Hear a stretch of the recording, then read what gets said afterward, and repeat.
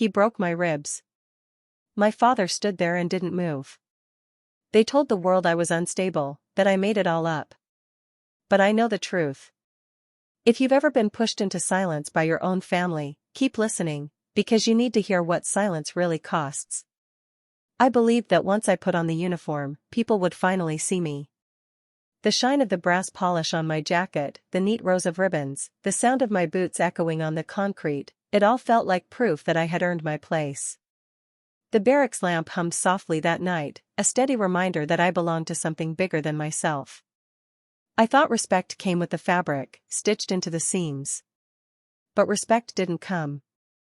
Not from them. It shattered the moment my cousin kicked in my door. He came with rage in his eyes, fists ready, and behind him stood my father. He didn't lift a hand. He didn't shout for him to stop. He simply stood there, letting silence be his answer. That silence cut deeper than any blow. In that moment, everything I had believed about honor, about family, about loyalty, it collapsed. They didn't just hurt me. They rewrote my story, called me unstable, passed my medals to him, erased me as if I had never mattered. That's what silence does. It doesn't just hide the truth, it changes it. And when the people you trust most stay quiet, the lie becomes stronger than your voice. Do you want to know what silence costs? Do you want to hear what truth sounds like when you finally dare to say it out loud? Because this isn't just about a beating. It's about what happens when silence becomes the weapon. The hall smelled of lacquered wood and the faint tang of brass polish, the kind of scent that always clung to military ceremonies. My heels clicked softly against the floor as I walked toward the stage. In my hand, a small note card trembled, my speech written out word for word. Simple words, steady words. I had practiced them night after night in my barracks, whispering into the hum of the desk lamp until they felt natural in my mouth. I wasn't nervous because I doubted myself. I was nervous because, for once, the spotlight would finally be mine. When they called my name, the applause echoed through the hall. For a moment, I felt it, pride swelling in my chest, the tightness in my throat ready to release into the first line of thanks. My fingers smoothed the note card. I drew in a breath, ready. Then my father stood. His voice carried the way it always had, heavy, commanding, filling every corner of the room. We should remember the sacrifices of men like Cyrus Thorne, he said, gesturing toward my cousin, who sat smugly in the front row. The crowd turned their heads. The applause rose again, louder this time, as if the ceremony itself had been rewritten in real time.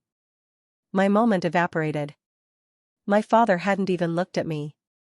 It was as if I had only been standing there to hold space until the real soldier, his chosen soldier, could be honored.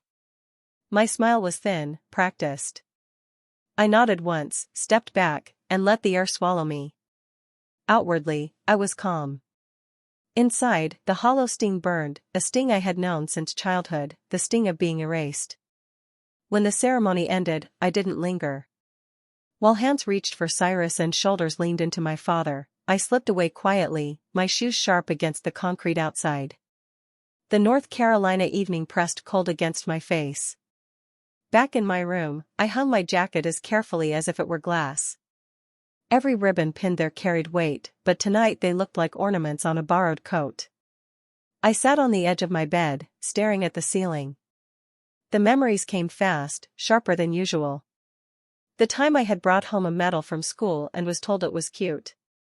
The barbecue where Cyrus, only wearing cadet gear, was praised as if he were already a war hero while I stood ignored in full uniform. The photograph of my father pinning a ribbon on Cyrus at a banquet, while I wasn't even invited to attend. 3 moments, 3 reminders that no matter how hard I worked, I was always a placeholder. I reached for my journal. The pen hovered above the paper, my hand shaking slightly. Writing was the only way I could steady myself, the only way to leave behind proof that I had been there, that I had spoken, even if no one else heard it. Tonight, I wrote about the applause that wasn't mine, about the crowd that shifted, about my father's voice that filled the room while mine was swallowed whole. The lamp buzzed faintly as I pressed the pen down at last. The words came slowly, uneven but real. Somewhere in the silence, I promised myself, this story would not be lost. They could speak over me in the hall, but here, on this page, my voice would live. The jacket hung untouched across the room, ribbons glinting under the low light. They wanted me to believe I was nothing more than decoration. But the journal beneath my hand told another story. A story that was only beginning. The crash rattled the window before I even had time to stand. My door flew open and slammed hard against the wall. Cyrus stood in the frame, his shoulders hunched, his eyes glassy with drink. The sour bite of whiskey filled the air. He didn't ask. He stormed in. His words came sharp, slurred but filled with venom. You think you deserve that uniform more than me? You think you're better? I rose quickly, heart pounding. You need to leave, Cyrus. Now. He laughed, a dry, harsh bark. Then the first blow came. His fist slammed into my shoulder. Pain shot down my arm. My body staggered against the desk, paper scattering across the floor. Another strike. My ribs screamed. The air left my lungs in a rush. I gasped, struggling to stand. Then I saw him. In the doorway, my father. His arms were folded across his chest. His eyes locked on me and my cousin. He did not blink. He did not move. He did not speak. Dad. The word scraped from my throat, half plea, half cry. Cyrus's knee drove into my side. My legs buckled. I fell to the floor, tasting iron in my mouth. My father stayed where he was. Watching. Silent. Say you're nothing, Cyrus roared, grabbing a fistful of my hair, pulling my face up toward his. My vision swam. Through the blur, I searched my father's expression for any trace of protection, any flicker of hesitation. There was nothing. His silence burned deeper than the bruises. Another strike split my cheekbone. My body gave way, collapsing against the floor. My journal crumpled beneath me. I dragged myself an inch, then another, reaching for the small green radio on my desk, the emergency beacon every soldier kept. My ribs ached with every breath, but I pressed the switch 3 times. Once. Twice. 3. A faint beep answered, sending a signal racing across the base. Cyrus didn't notice. His rage consumed him. He spat words through clenched teeth. Nobody will believe you. Not them, not the army, not even your father. Still, my father stood there. Silent. Another shove forced me back. My ribs screamed again, and I clutched my side. Then, in the distance, a new sound cut through the fog, the rising wail of military police sirens. Cyrus froze. His eyes darted, wide and frantic. This isn't over, he hissed. He shoved me down, turned, and bolted for the door. My father stepped aside. He let him pass. No word. No hand raised. Just silence. The silence pressed on me like another assault. My chest heaved as I lay on the floor, the taste of blood thick in my mouth. Then boots pounded outside. The MPs burst in, voices overlapping. Soldier down. Get her stable. Medics, now. Hands lifted me from the floor. Straps tightened across my body as they secured me to a stretcher. Fluorescent hallway lights blurred into streaks above me. My body was broken, but my mind clung to one sharp thought: he saw it. He saw everything.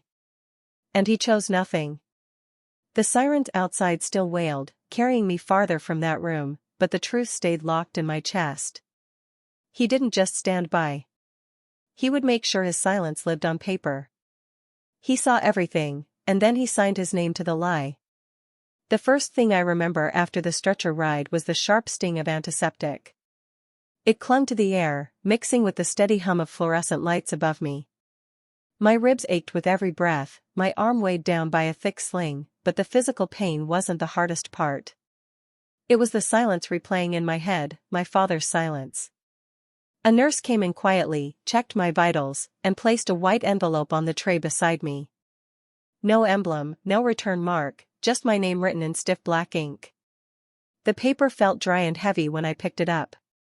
I opened it with trembling fingers. Notice of temporary suspension pending psychological evaluation. The words blurred for a second.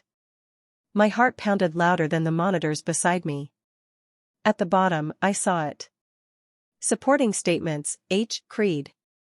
My father's signature was there, clean and certain. He hadn't only watched me get beaten. He had written me off on paper as unstable. Later that night, my phone buzzed. A message popped up, a screenshot from a family chat I hadn't been part of in years. "She always exaggerates," one line read. Another, "Wouldn't be the first time she hurt herself." And at the end, a thumbs-up emoji. From my father. That single symbol cut deeper than Cyrus's fists. I lay back in the hospital bed, trying to breathe evenly. The hum of the lamp felt louder now. What do you call a father who watches, then writes you off? Nurse Carla entered again, her badge catching the light. She was older than most, her eyes kind but steady. "You're quiet," she said gently. "You sure you don't want to talk to someone?" "I don't need a therapist," I whispered. "I need a record that doesn't get edited." She paused, lips pressed. "That's fair." She turned to leave, then added, "If you change your mind, the chaplain comes by Tuesdays." When the door closed, I stared at the envelope again, then at my journal lying open on the table. The pen rested against the page, waiting. Documentation. That was the only weapon I had left. The antiseptic sting filled my nose. The lights buzzed. And in the silence, I knew, if they were rewriting my story, I would write mine louder. Diego found me the next morning in the mess hall.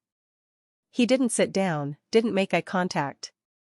His hands stayed deep in his pockets, his jaw tight. Without a word, he slid a small flash drive onto the table. "You didn't get this from me," he muttered, then walked away before I could even ask. Back in my room, I plugged it into my tablet. At first it was static, broken pieces of sound, then the voices came through. "You don't get to wear that uniform like it means something," Cyrus's voice barked, thick with anger. Then a pause. More shuffling. Another voice. Calm. Steady. My father's. "Just finish this." I froze. The words slammed into me harder than any fist. My throat tightened, but I let the recording play to the end. It was only a few minutes, mostly noise, but those two fragments were enough. Enough to confirm what I already knew deep down but hadn't heard out loud. This wasn't just Cyrus's rage. My father had guided it. I copied the file 3 times. One backup to the cloud, one to an encrypted drive, one emailed to myself under a coded subject line. Chain of custody. No matter what they tried to erase, this proof would survive. On the screen, the waveform rippled across the tablet. I replayed the words, captioning them in my mind like evidence already stamped in red. Exhibit A, audio, chain of custody saved. For the first time since the attack, silence didn't feel like defeat. It felt like I had something they couldn't bury. That evening I didn't expect to see his face again, but there it was on the local news. Cyrus sat in the studio chair under bright lights, not in uniform, but in a crisp collared shirt. Civilian clothes. Casual. Trustworthy. The anchor leaned forward, the flag pin on his lapel catching the glow. "There are always 2 sides," the host said. Cyrus nodded, his voice smooth, practiced, almost gentle. "The louder side isn't always the honest one. It's dangerous when personal grudges bleed into official records. Real soldiers are the ones who keep their focus on the mission." He didn't need to say my name. Everyone watching already knew who he meant. I felt my jaw tighten, but I didn't shout back. I didn't throw the remote. I reached over and powered down the television. Silence filled the room, heavy but calm. They wanted me to fight their way, out in public, in the noise where they controlled the microphone. But noise was their weapon. Mine would be different. I opened my laptop and logged into the encrypted thread I had prepared the week before. Files, notes, receipts, they were all waiting. There are always two sides, I thought, but only one has receipts. The glow of the screen lit the room as I began typing. Quiet. Careful. Not for the cameras, not for applause. This fight wasn't about being loud. It was about being undeniable. I didn't start with my own words. I started with theirs. Over the next few nights, I combed through messages, old notes, and quiet conversations with women I'd met over the years, medics, officers, spouses, a few already retired. I removed their names, stripped out exact dates, softened the details just enough so their identities were safe, but the truth stayed sharp. Assault brushed aside. Complaints buried in paperwork. Promotions blocked after bad timing. Injuries turned into accidents. A language of silence we all knew too well. Piece by piece, I built a composite file. Not a single story, but a pattern. A pattern no one could wave off as exaggeration. At the very end, I added mine. Just a few paragraphs. Clean. Flat. Time, place, action. No adjectives. No emotion. When the file was ready, I attached it to a message addressed to one person, a reporter from a military watchdog group I had trusted since a deployment overseas. She had been the kind who listened more than she spoke. My note was simple, no names. Read, then decide. The post didn't explode. It wasn't meant to. It went live buried deep on their site, where only people who knew where to look would find it. But that was enough. A tremor started. 2 women added their own accounts in the comments. Then 5 more. Then someone shared the link in a private forum for female veterans. The ground shifted. I read through the first reactions, my chest tight with something that wasn't fear anymore. For the first time, the silence wasn't just mine. They're not afraid of my story, I thought. They're afraid someone will believe it. On the screen, the headline blurred behind a pull quote, a pattern emerges across ranks and bases. Silence isn't neutral, it protects the abuser. The first blow came quietly, not from fists, but from a picture frame. I was walking past the Hall of Commendations when my eyes caught it, a photo of Cyrus, smiling modestly as if he had earned humility, a general's hand pressing a medal into his palm. My medal. The plaque beneath it read Extraordinary Triage Under Hostile Fire, Syria 2019. I didn't need to read further. I knew the night. I knew the blood. And now I knew the theft. I went straight to the base archivist's office. A tired young corporal handed me the file after some hesitation. My hands flipped through the thin pages, my pulse climbing. My name was scrubbed. No notes, no triage details, no sign I had been there at all. On the last page, one neat line at the bottom, verified by H. Creed. My father's signature once again sealing the lie. That night the air outside my quarters smelled faintly of smoke. I followed it to the trash bins. Inside a dented metal can, black ash curled around what remained of my wooden keepsake box. My mother's letters, photographs, even her handwriting, burned down to fragments. I snapped a picture on my phone, the timestamp glowing like proof. They weren't just rewriting me. They were erasing me. The next morning, Dorian drove me to the county courthouse. I walked in with a folder pressed against my chest and filed charges: assault, obstruction, conspiracy. Each piece of evidence laid out, each lie countered with something they couldn't bury. The courtroom was silent when the verdict was read. Cyrus sat stiff in his chair, jaw tight, but the words carried anyway: guilty on all counts, assault, conspiracy, falsification of records. 15 years. No parole recommendation. His rank stripped, his name scrubbed from honors he had stolen. My father didn't react. Harlan Creed stayed stone still, his eyes lowered to the table in front of him, as if he were attending a funeral he couldn't admit belonged to him. No protest. No plea. Just silence, the same silence he had chosen that night at my door. When I took the stand earlier, I had worn a small pendant around my neck. The metal was old but re-etched, the original engraving scratched out and replaced with new words, reforged, not replaced. I didn't wear it for the court. I wore it for the girl I used to be, the one who thought obedience would earn love. When the prosecutor asked if I had anything more to say, I opened the box that held the pendant, held it up so the jury could see. My voice was steady. Some things break, I told them. Others, we reforge. The words hung in the air, simple but certain.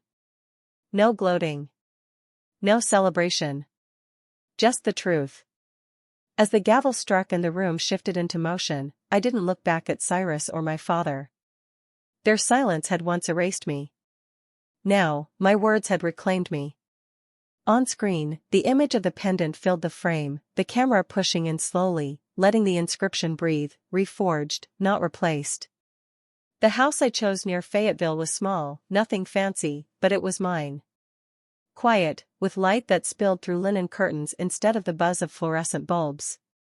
My uniform hung pressed and whole in the corner of the room, not as a weight I had to carry every day, but as a memory. A reminder of where I had been, not of what I owed. One afternoon, sorting through a last box of my mother's things, I found an envelope with my name on it, her handwriting slanted and tight. Inside, a single line that stopped me cold: "Your voice is your inheritance." No excuses. No apologies. Just a passing of the torch I hadn't realized I was still holding. A few days later, another package arrived, this one from my former commanding officer. Inside was the original, unedited Syria report. My name written clearly, the words "Primary Medical Responder" stamped in black.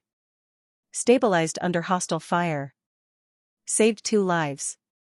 It wasn't a headline. It wasn't PR. It was restoration, given quietly, like a piece of myself returned. I started volunteering at the Veterans Center downtown.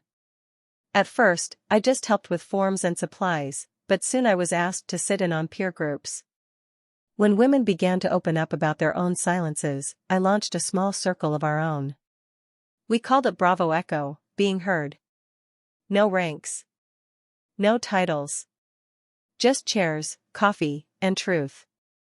On Memorial Day, I stood at the edge of the parade. The air smelled of kettle corn and cut grass. Bands marched past, flags waving high.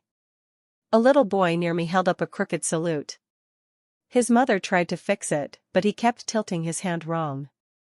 I bent down, adjusted his fingers gently. "Like this," I said. He looked up at me. "Are you a soldier?" "Once," I answered. But I still remember how to stand. The drums rolled on, the crowd clapped, and I felt something lighter than victory. The war inside didn't end in a courtroom. It ended with truth. Have you ever felt edited out of your own story, like your truth was erased before you could even speak it? What would you have done in my place? If you've carried a moment like that, share it below. Someone else might need to hear it. And if you want more true stories that hand the mic back to those silenced, subscribe, the next one might be yours.